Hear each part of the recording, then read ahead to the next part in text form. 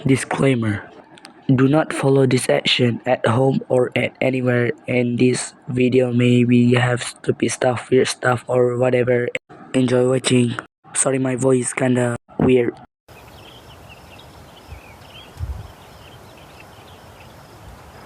Sedih lah. Paper duk dah tak ada dah. Ni ada.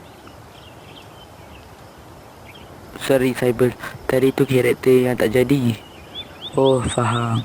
Encik Bahid, boleh tak saya berehat sebentar daripada adventure yang lain tu?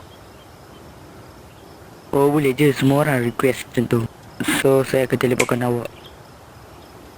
Saya pun patut berehat. Wow, bestnya. Yo bro, jomlah mandi sekali. Okey. 1, 2, 3. 3,000 years later. Weh, best tak tadi Cyber? Best gila weh. Aku tu jumpa Alif. Weh, serius lah. Aku jumpa flip phones. Weh, gempak gila. Weh, tu lah. Oh.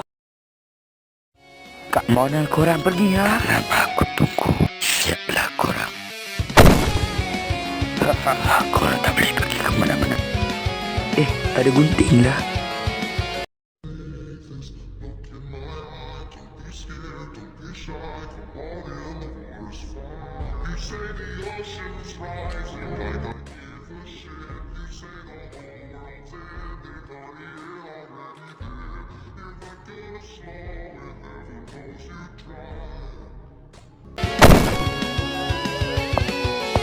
Encik Bahid,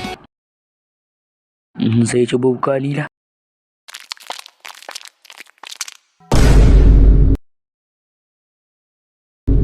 Wah, nanti saya nak tunjuk kat mereka lah.